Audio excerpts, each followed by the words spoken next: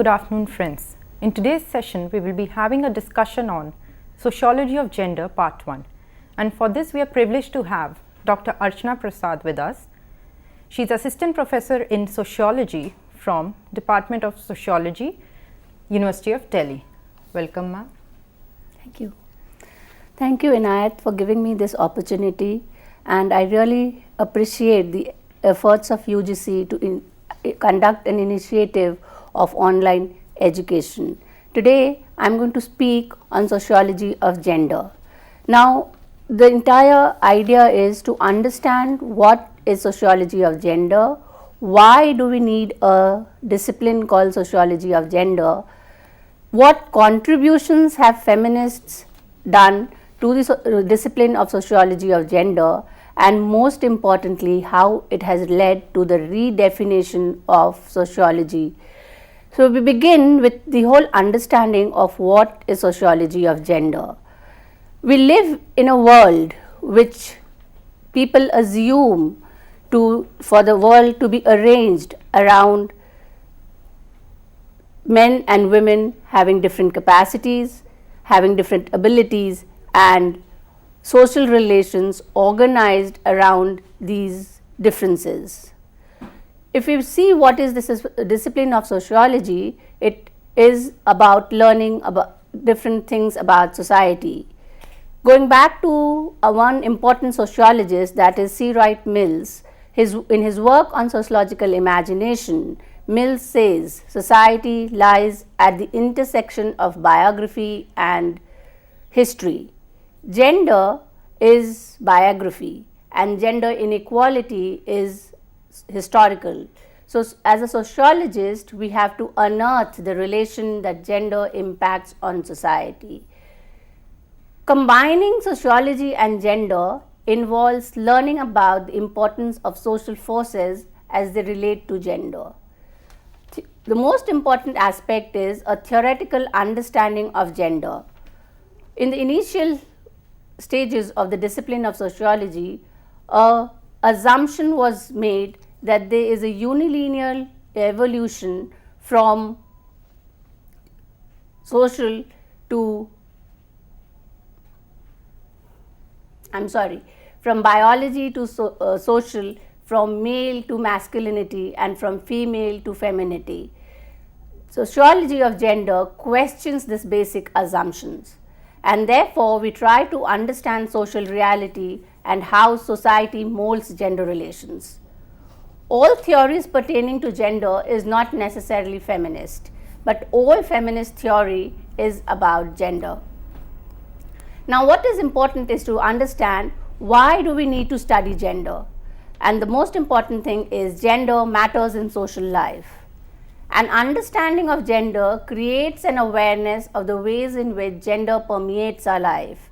Every day and now we know right from birth that gender matters. The day a baby is born, the dress of the baby is very important. If it's a male, it is a blue dress. If it's a female, it's a pink dress.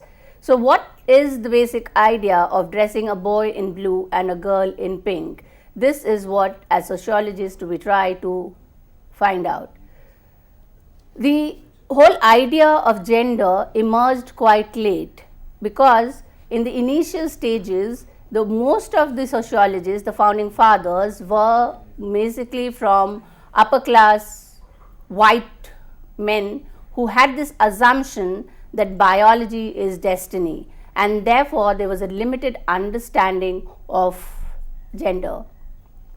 Now, if we look into the missing link, prior to 1970, most of the work was done on sex role, and here the whole assumption was that role of gender is dependent on biology. That is, if you are a man, you are assigned into the public realm. If you are a woman, you are assigned into the domestic realm.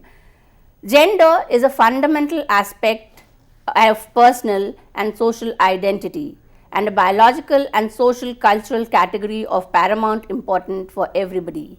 Sociologists studied the world of men constituting the whole society. This had two outcomes. It rendered women invisible. That is, it was assumed that society implied only made of men, and the women were not even considered as a part of society. So, if you had to do any kind of research, any kind of sociology, it was assumed that you only study about men and what they are doing in the society. The second limitation is that it concealed the gender characteristics of men's social vocation, activities and identity.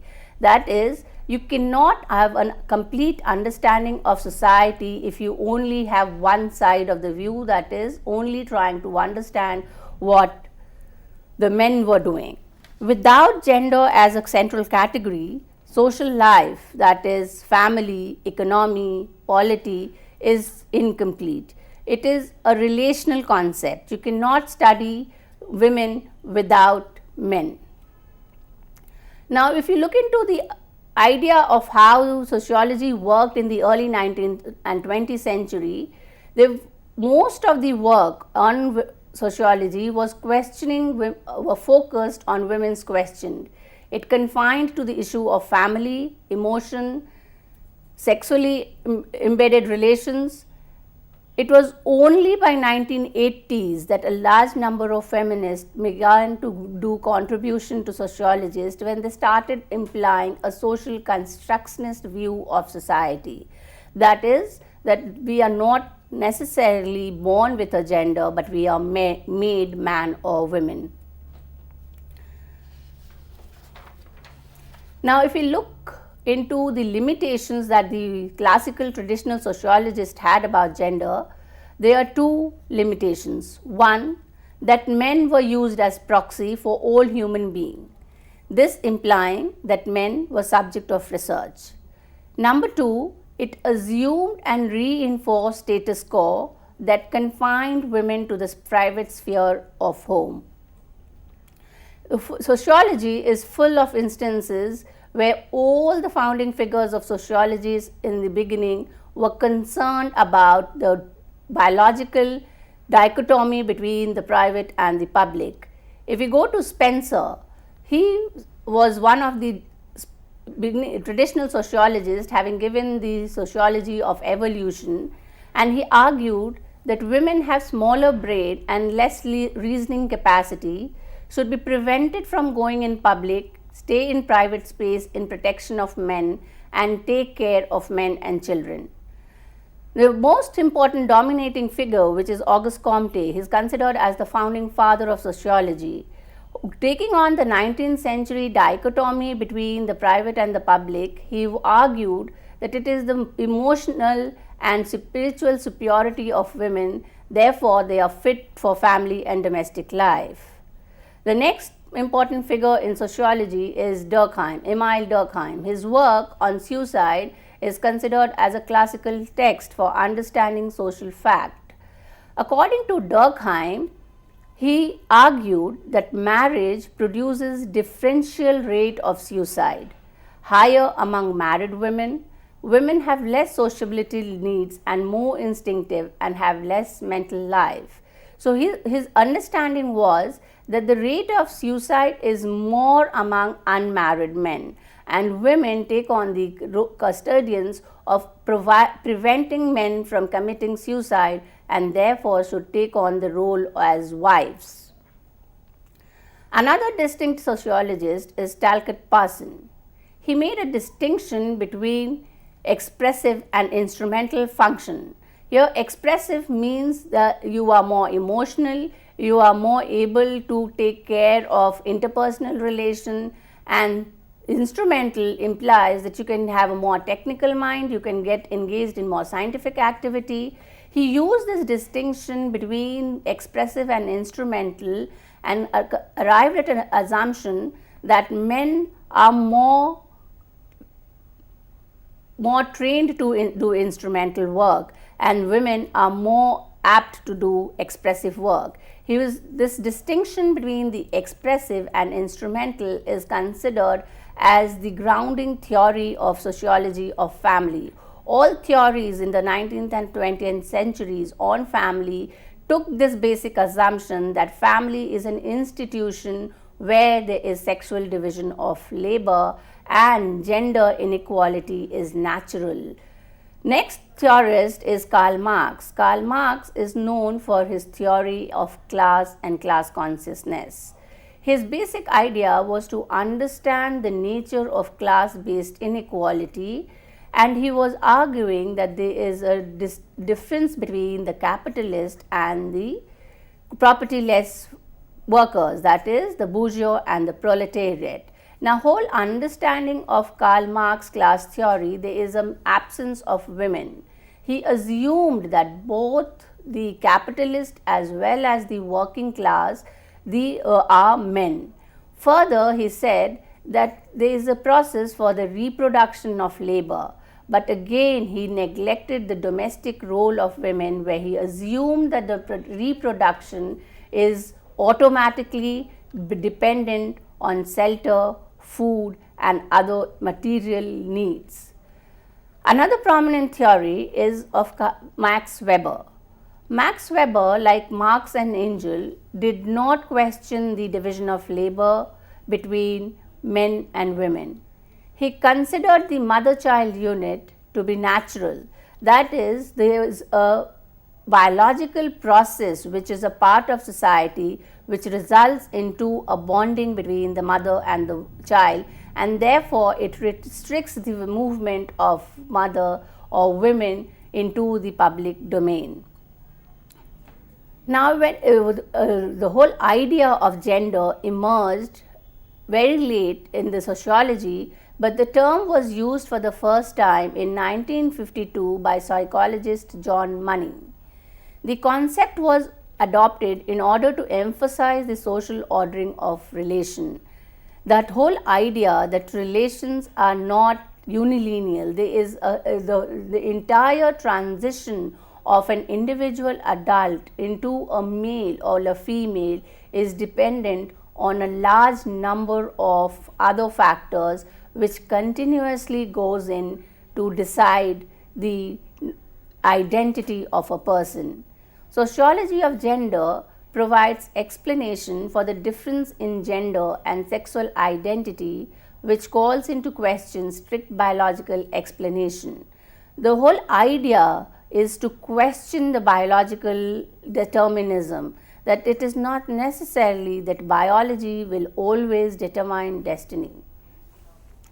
It is very important to understand the gender as an analytical category when we look into in terms of the modern time, where we look into the globalized economy, where it is on the question of biology that you are denied your basic rights, and therefore we see that there is a wage gap between the women and the male worker. Both male and female workers are putting in the same amount of labor, but men are being paid more than the female counterpart, and this is because the assumption is that men are breadwinners and the work of the women is secondary. It is only an addition to the income of the household. Further, in the economy we see that the whole idea of biology saying that women are fit for reproductive work, a percent of the life of women is taken away from the public activity, which denies her the right to be completely involved in wage labor, which ultimately leads into a vicious circle of low wage for women. Now, another important dynamic of gender is to understand the operation and power relation. It is very important to understand gender as politics. Kate Millett, in her work Sexual Politics, analyzes how gender is power. Gender is not necessarily only being a male or a female. It is the power relation between a man and a woman, and therefore it is very important to understand the power dynamics, which is taken as the basic assumptions for allocation of resources, for entitlements, and most important, the denial of certain rights which is equally for both men and women. Now, if we look into the way in which sociology of gender has evolved, we see there are three trends, or it can be analyzed at three levels. First, we begin with at the level of individual, which is generally in sociology known as biological determinism. It describes difference between men and women, their behavior, role and status according to their biology, implying that sexual difference between man and women is considered as the guiding principle for the organization of social relation. At the second level, we see that structures are analyzed. That is, in sociology, it is known as social learning theory. It describes the gender roles in the process of is learned in the process of socialization. Gender socialization is a very important concept because the whole idea of how you become a woman or a man is taken right from the birth through the whole process of adulthood into becoming a perfect female or male. And that is why most of the time we see so much of stress is given on the behavior, on the dressing pattern and on the way in which people start relating to others in societies. And most important idea at the social learning theory, where socialization is an important process, we see how the boys are often handed guns and girls are given toys to play. So the whole idea is that boys have to grow up to become strong, whereas girls are taken as to be soft and delicate. At the third level, we try to see in terms of the symbolic power, that is known as post-structuralism. Gender in this context, taking in from the theories of symbolic interactionism, gender is all about the meaning that is attached to an individual. And therefore, we will try to go through the whole evolution of gender as a concept from biological determinism to post-structuralism. Biological determinism is basically the beginning of sociological as a discipline, where it was taken as a justification for gender inequality. That is, men and women were considered as biologically different and therefore they were assigned different roles in society, and this was justified on the ground that there was a need for stability. Biological determinism was adopted by most of the functionalist theory, who assumed that it is for the functioning of the society that women are supposed to be very close to nature and men are close to culture. A very important feminist argument is given by Sherry Ortner in her article Man to Nature, Women to Nature and Men to Culture, where she argues that because of the biological process of reproduction, mothering and the whole task of becoming better wives and mother, most of the time women are denied access to culture, and it is the men who then assume that they are closer to culture and therefore the sexual division of labor is justified. This is an important trend in which we see how our social relations are based on gender stereotypes. Stereotypes are taken for granted. For example, men are supposed to have short hairs, girls are supposed to have long hairs. So girls are supposed to be dressed in a neat pink, soft colors. Men are supposed to be bold. These stereotypes are not only functioning in the private domain, but many a time it is taken out into the public, where we see that such stereotypes impacts the relation in which women and women are working in the economy. Sociologists provided a biological explanation for the subordinate status of women, and that is to argue that why was women considered as an inferior sex. And the whole idea was that because biology is more close to nature and women are doing more of biological natural aspect, and therefore they are inferior to men who are doing more cultural activity and contributing to the growth of the society. The next is the social learning theory. This emerged as a critique of the biological determinist theory that argued that gender is not only biology, but gender is a process of learning. It is through the process of socialization, through the process of the education system, through the process of the relation outside, that one gets to learn whether one is a feminine or a masculine.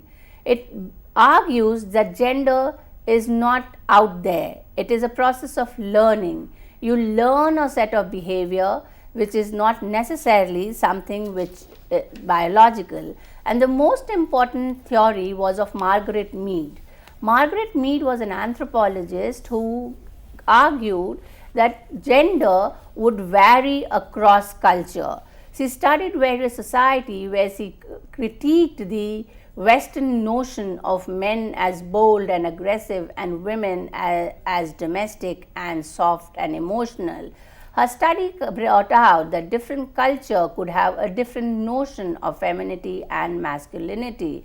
Further, when we look into the recent theories of gender, we try to understand that femininity and masculinity are not homogeneous concepts.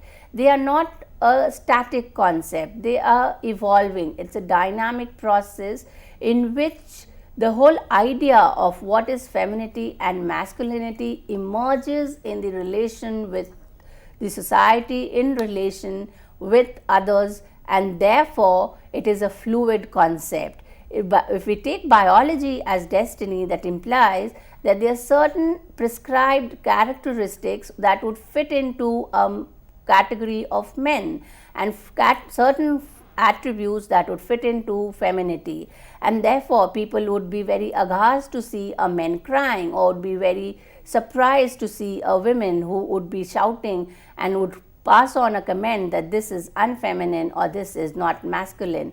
But these are all assumptions with which society functions. The next theory is on post-structuralism.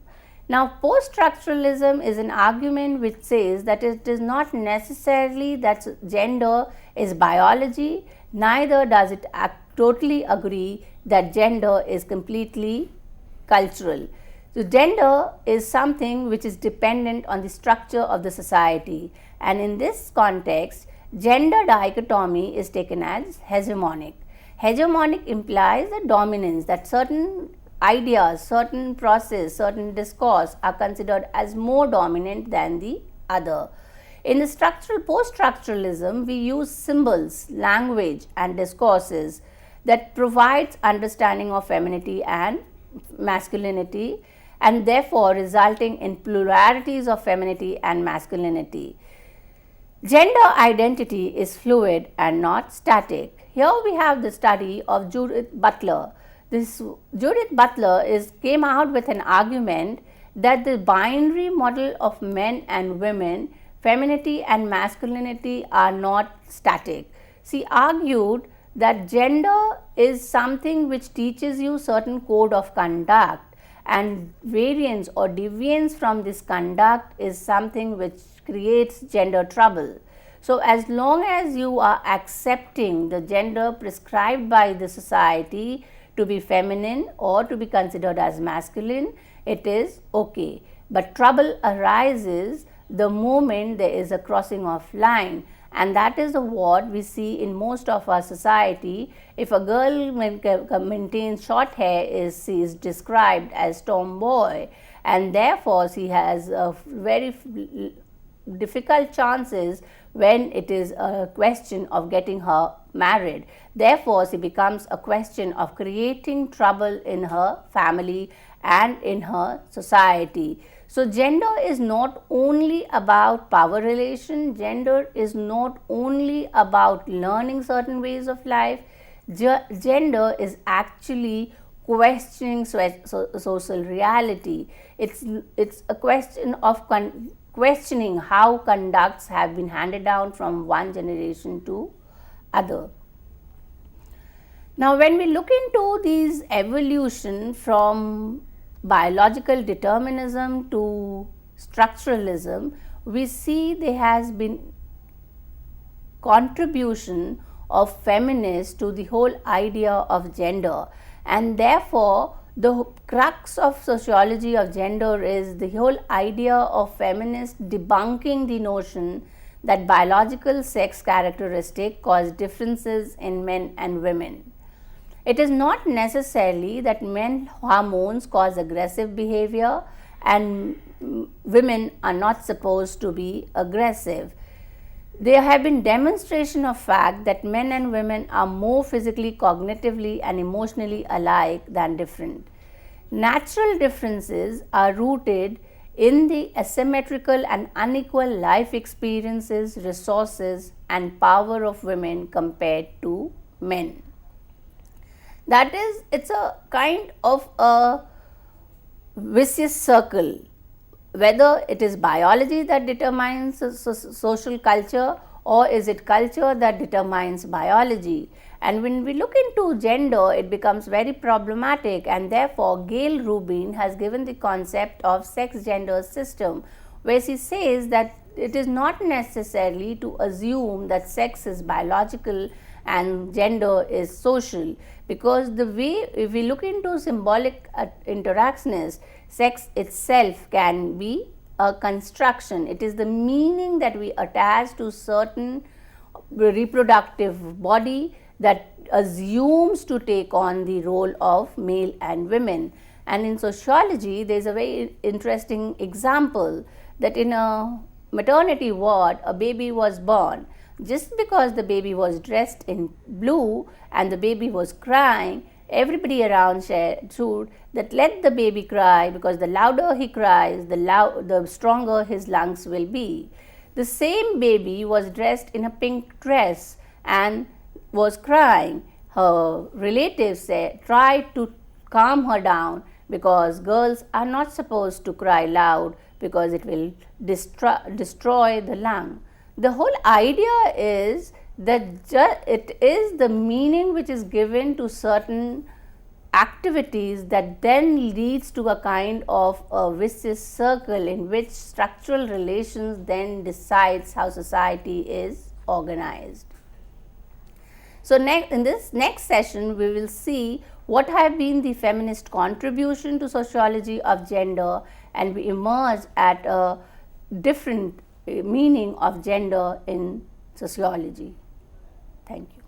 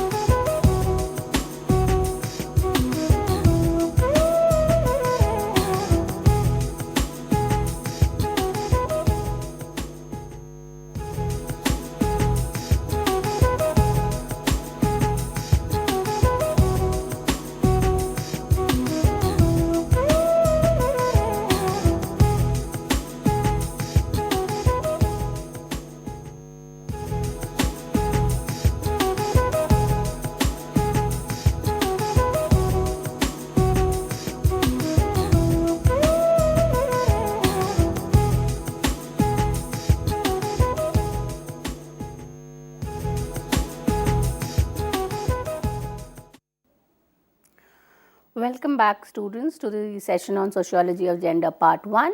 In the first session, we saw how the entire discipline of sociology had certain limitations where they either ignored women and even if they were concerned about women as a part of society, it was restricted to the institution of family, and the dichotomy of the public and the private was taken as the basic idea of structuring of social relations in society. Now we try to look into the whole contribution that feminists have done to the sociology of gender. Gender inequality is embedded in the structure of economy, family, religion and social institutions. If you try to look into the entire way in which women and men are structured, we begin with the institution of family, where the family is seen as the basic premise of gender learning. So, it is considered that men are the breadwinners, women or the mothers are caregivers. So, the whole idea begins with the family being a patriarchal ideology, patriarchy emerging from the concept of father's rule. Where we go into economy, we have already discussed that in economy there is a difference between the women's wage and the men's wage. Beyond that, there is a gender division of labor where certain kind of professions are considered as feminine and certain occupations are considered as masculine. Now, with the whole idea of understanding of gender, we see there is a role reversal where women are taking up jobs which was earlier considered as male. We see security guards, we see women going into the space, we see women going into the mining and so on. Another important controversy, another important institution which is equally relevant is religion. We have been reading around in the paper on the denial of women's access to certain religious places, and the whole way in which religion is practiced is different for men and women. So, gender would demand that there is a rethinking of the religious institution, there is a rethinking of the ways in which religious texts were written, and therefore, it is also important to understand that can religion be understood with one part of society, that is male. What is the important is to understand gender is humanly made, that is, it is in the action of doing certain kind of activity that gender emerges as whether you are a male or a female. Gender is a human invention. In other words, gender is socially constructed in everyday life. The experience of femininity and masculinity dependent on variations in culture. So, the whole idea is that what was femininity in the 1970s need not necessarily be femininity in today's world.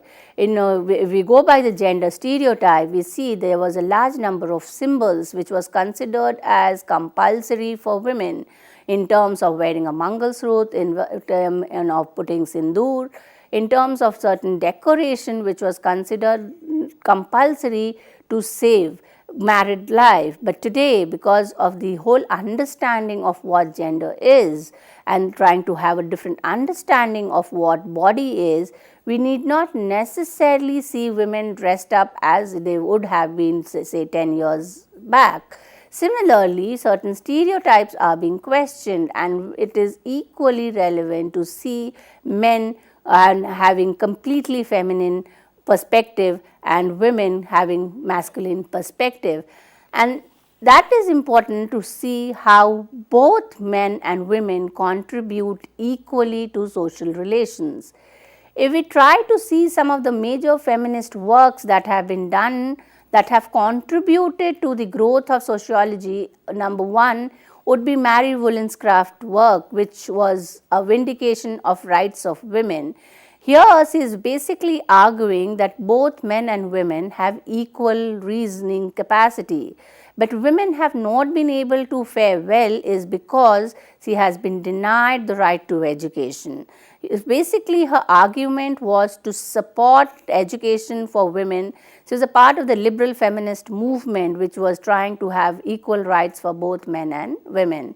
The next important contribution is Betty Friedan. In her work on feminist mystique, She basically tries to understand that the problem of a woman or especially a married woman is not a personal problem, rather it is a problem that everybody in society is facing. Friedan was given a task of conducting a survey among the college students, and she found out that most of the women were unhappy with their married life, and this resulted in her work on the feminist mystique. Judith Lorber is one of the initial founding figures in feminism who has contributed to the social construction of gender, where she is arguing that gender is learned in the process of social relations, in the process of culture. Next is Nancy Chodorow. This is a psychoanalyst contributing equally to the sociology of gender. Here she is following Sigmund Freud's understanding of the Oedipal complex and argues that it is the women who are looking into the role of mother, and therefore the mothering is reproduced in the process of socialization. A very recent feminist is Patricia Hill Collins. Patricia Hill Collins is a black feminist, and this brings us to an important concept of intersectionality. The sociology of gender contributed to the whole understanding of stratification system, where the system of stratification like caste, class, race and gender are not functioning singularly, but are interlinking at some point of the other. Therefore, experience of a white woman would be completely different from the experience of a black feminist. And Patricia Hill Collins' argument of how a black feminist would contribute to the understanding of both gender and stratification is significant. Now, all this while we have been talking about women and feminism. So, this brings to a large misconception among students and in academics that feminism is all about women and men have nothing to do, but this is a misconception, and that is the whole reason why there was a shift from women's studies to gender studies. Men and feminism are equally important in sociology. Gender study is not about women by women.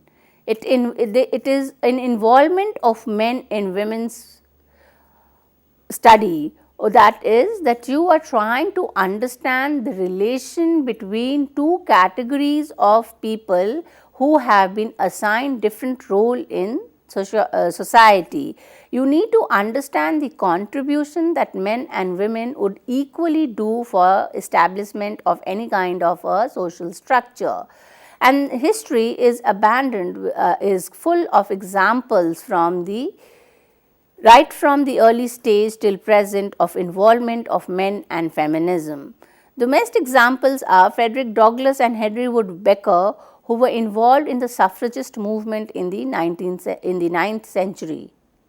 I am sorry, it is 19th century.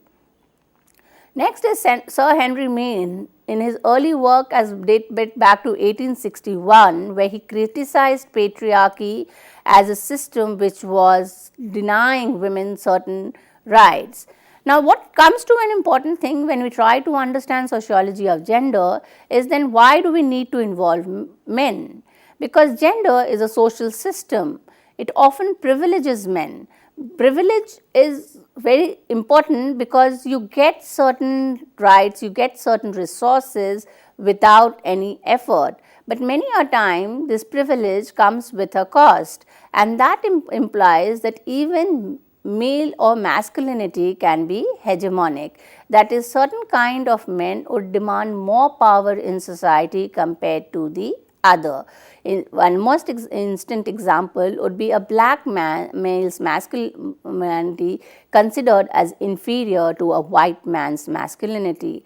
And this brings us to the whole understanding of sociology, where a large amount of research is today being done on masculinity, and it is an integral part of sociology of gender. Gender as a concept is relational. Relational implies that there are two categories and one cannot be understood without the other. You cannot understand women without understanding men. So, in case the sociology of gender is assumed to be a sociology of women, we will fall into the same trap that the traditional classical sociologists began by ignoring the whole contribution of women. And that is how Bronislaw Malinowski, one of an important anthropologist, founding figures of anthropology, he defined anthropology as a science embedding men. That is, he was excluding women. So, today if we define gender as including only women, we will do the same mistake. So, it is very important to come and try to understand that men and masculinity is critical to the sociology of gender. Now, basically sociology of gender is an attempt to question stereotypes. In the first half of the lecture, we were saying that gender was assumed to be a dichotomous distinction between man and women, and that is a central argument in sociology which says that gender is not sex, sex implying in a very commonsensical manner that it is biology. Sex is your hormone, sex is your genetics, sex is the reproductive organ that one is born with. So, gender has nothing to do with sex. Human is learning the entire process of gender norms. The next important questioning is the whole idea of identity. Many a time it becomes important to identify yourself as feminine and masculine, and this is a part of all our everyday life where we see any kind of form, any kind of application where you have a category called male and female. So, the whole identity, just as you are an Indian or you are an American, it becomes important to give your identity as a man or a woman.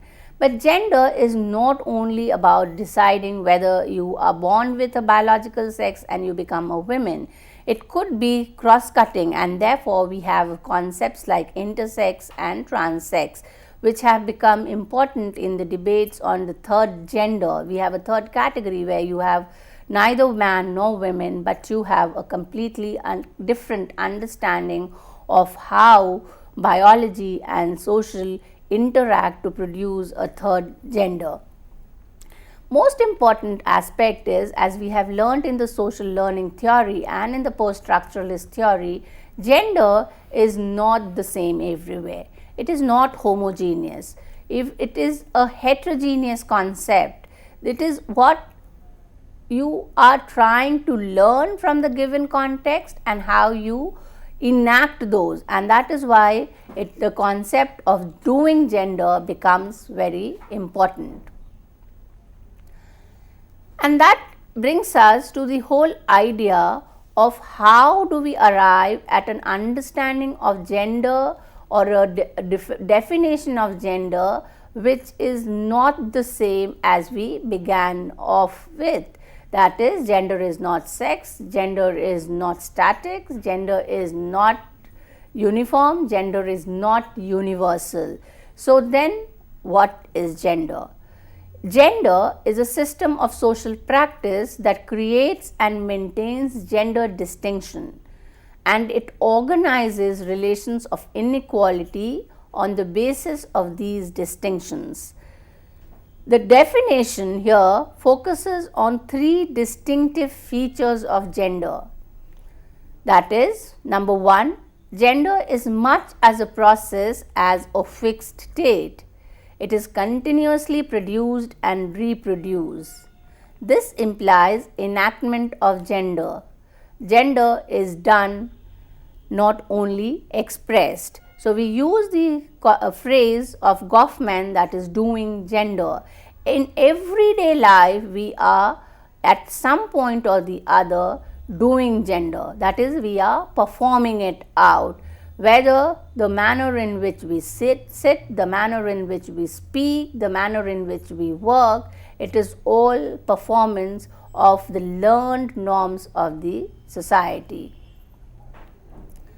Next, gender is a system of practice existing at every level of social structure. That is, that it is not something which is only taking place at the level of the family. It is something which is multidimensional. Gender is at every level where the interaction between man and women is taking place. Third, it is a principle of social organization for allocation and distribution of resources. So, we began the lecture by saying that society is organized around certain basic assumption that people are born with different capacity and women have smaller brains, women have smaller intellectual capacity, women, all kinds of assumptions, and on the basis of these assumptions the resources in the society was allocated differently. On the basis of the allocation of resources, the status of the two categories was decided, and this led to the subordinate status of women in society.